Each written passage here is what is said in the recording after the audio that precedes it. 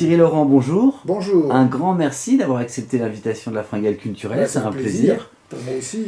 Alors, on se rencontre pour la toute première fois. Vous publiez un deuxième roman qui s'appelle Lucifer dans les étoiles, disponible aux éditions Michel de Maulle, où certains lecteurs ont pu vous découvrir avec un premier roman qui s'appelle Mordre, qui a été publié aux éditions Héloïse d'Ormesson, avec une deuxième vie en version poche chez Pocket. Oui. Donc ça a eu un très bel écho pour un premier roman, ça a bien fonctionné. Quel souvenir vous en gardez ? J'en garde un bon souvenir, dans la mesure où j'avais l'impression que c'était une histoire un petit peu grunge, un peu marginale. J'étais un peu gêné d'avoir écrit cette histoire, et au fond, le côté grunge et marginal, ça a plu au public. Et c'est un livre qui parle de mordre, c'est-à-dire une relation sexuelle qui se fait à travers la morsure, et puis également la transformation cannibale, un chien qui devient un chien cannibale. Alors, il n'est pas vraiment chien, il se demande si les chiens se voient comme un chien, mais il n'est pas vraiment chien. Et bref, c'est la relation sexuelle de domination entre une fille très autoritaire et quelqu'un qui se révolte de cet autoritarisme en mordant son partenaire. Est-ce que vous avez été étonné du succès qu'il a eu ? Succès, donc il s'est bien vendu, j'ai eu de la bonne presse. Étonné, oui, c'était un premier livre, et moi je ne suis pas un gars très prétentieux, donc oui, ça m'a agréablement surpris, disons, oui, bien sûr.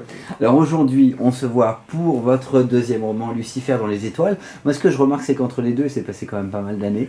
Oui, il s'est passé pas mal d'années, parce que, alors, si on devait dire les choses de façon tout à fait exacte, l'idée c'était de faire un livre sur le marché, sur les étoiles au départ. Je suis tombé amoureux des étoiles. Alors, il se trouve que j'ai une petite structure dans le midi de la France, et donc de ma chambre je vois les étoiles. Et donc j'ai acheté un télescope, et je me suis commencé à regarder les étoiles. Et ça m'a fasciné au départ, les étoiles, et j'ai passé énormément de temps à faire de l'astrophysique, à apprendre la relativité restreinte, la relativité générale, parce que les étoiles, c'est des histoires de relativité, à apprendre les photons, à apprendre et puis la structure de l'univers, le Big Bang, et voilà. Et dans les premières versions du livre, je parlais énormément d'étoiles. Ma femme m'avait dit, mais attends, ton livre, il est très emmerdant, c'est un cours d'astrophysique, qu'est-ce qu'on s'emmerde dans ton truc, il faut que tu écrives une histoire. Et là, à partir de ce moment-là, j'ai commencé à oublier les étoiles, j'ai commencé à oublier, c'est très compliqué, puis il y a la lumière, il y a la spectrographie, c'est compliqué les étoiles, hein, comment fonctionne une étoile, la fusion, c'est compliqué une étoile. Et puis alors après, je me suis lancé dans l'écriture, et j'ai poétisé, et j'ai essayé de donner une vision poétique des étoiles, et alors qu'ils sont, et petit à petit, ayant des connaissances sur le marché de l'art, parce que je suis ancien commissaire-priseur, la thématique de la vente d'étoiles, comme pourquoi vendre des étoiles, parce qu'on vend de l'immatériel maintenant, vous savez, on ne vend pas la réalité d'une œuvre d'art, on vend du rêve, on vend du fantasme, on vend du rien, mais du rien sur lequel on va rêver, c'est ça que font les grandes maisons de vente. Et donc l'étoile, qui est complètement dématérialisée, qui n'existe pas, qui est intangible, où elle existe mais tellement loin de chez nous, et je trouve que l'idée d'en faire une œuvre d'art, ça m'a amusé. Pourquoi ? Je vais vous dire pourquoi. Parce que l'étoile, c'est le paradigme de l'œuvre d'art. Pourquoi ? Parce qu'une étoile, c'est très fragile, contrairement à ce qu'on imagine. Ça dure que les grandes étoiles, les supergéantes bleues, les supergéantes rouges, ça dure que quelques millions d'années. Alors, pour nous, c'est long, mais à l'échelle de l'univers, une étoile, c'est une espèce de petite étincelle, mais ça produit de l'éternité, ça produit de la transcendance, ça produit de la lumière. Et l'étoile, elle est pas éternelle, elle est fragile, elle est mortelle, et en revanche, va sortir de l'étoile la lumière. Or, la lumière, c'est l'éternité du temps présent, et une œuvre d'art, c'est exactement la même chose. C'est de la fragilité, c'est un petit bout de matière, mais ce petit bout de matière, eh bien, il évoque Dieu, il évoque la transcendance, il évoque l'éternité, il évoque tout ce que nous ne sommes pas, c'est-à-dire nous on est un être fragile et limité, et l'art ça a pour fonction d'essayer de nous faire quitter notre pauvre petite enveloppe fragile et limitée pour voir l'infini, la grandeur, Dieu pour ceux qui croient en Dieu. L'étoile, c'est exactement la même chose. Vous vouliez proposer une critique de l'art ? Alors, je vais vous dire très sincèrement, non. D'accord. Non, parce que je veux faire rêver mon spectateur. J'ai créé ce personnage de Lucifer. Lucifer, c'est un petit gars, c'est un artiste, il est à New York, que j'ai appelé New Babylon, et il vend des étoiles, mais il y croit dur comme fer à ces étoiles.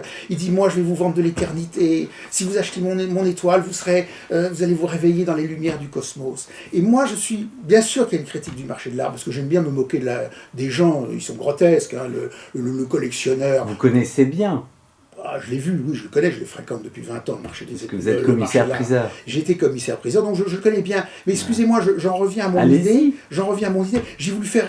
le marché de l'art, c'est du rêve. Et ça, c'est un aspect positif du marché de l'art. On fait rêver les gens. Eh bien, moi, l'artiste qui s'appelle... Je l'ai appelé Fabulous Fab. Je me suis inspiré de Basquiat, en fait, parce que j'ai écrit des livres sur Basquiat. Donc, pour moi, c'est un immense artiste. Sauf que là, je l'ai transformé en artiste qui vend des étoiles. Et il vend du rêve. Et il dit, moi, je vends le rêve, je vends les mots. Je vends les mots de mon rêve. Le rêve de Lucifer. Alors, en même temps, c'est le personnage de Lucifer qui vient sur Terre. Mais je veux cette dimension onirique du marché de l'art. Il y a, bien sûr, le marché de l'art est exaspérant parce qu'il y a des collectionneurs qui sont nombrilistes, qui ont du fric. Le marché de l'art, c'est le fric qui fait aujourd'hui le marché de l'art. Tenez, je prends, voilà, ça, vous voyez cet objet-là. Bon, bah ça c'est un objet, on appelle ça un ready-made. Mais si je le vends 3 millions de dollars, c'est plus un ready-made, c'est une merveille intemporelle de l'art contemporain. Donc c'est comme ça que ça fonctionne le marché de l'art. Donc c'est vrai qu'il y a un côté grotesque dans le marché de l'art, qui est devenu grotesque. Hein. Mais c'est pas... Évidemment, j'en parle. Mon éditeur a dit, votre roman, il est très très bien, parce que ça critique le marché de l'art. Je critique le marché de l'art, je me moque de ces gens-là, je me moque de la financiarisation du marché de l'art, qui fait qu'aujourd'hui, ce qui fait une œuvre d'art, c'est le marché. Il y a une espèce de dictature du marché. C'est vrai, et on y échappe mal à cette dictature du marché, mais parallèlement à cette dictature du marché, j'ai voulu créer ce personnage qui vend des étoiles d'abord à des enfants, qui vend des étoiles ensuite à des collectionneurs, et qui dit, avec les étoiles, on va être libéré de la mort, on va être libéré de toutes nos angoisses, et l'art, c'est quand même fait pour nous libérer des angoisses, et c'est le propos de cet artiste-là.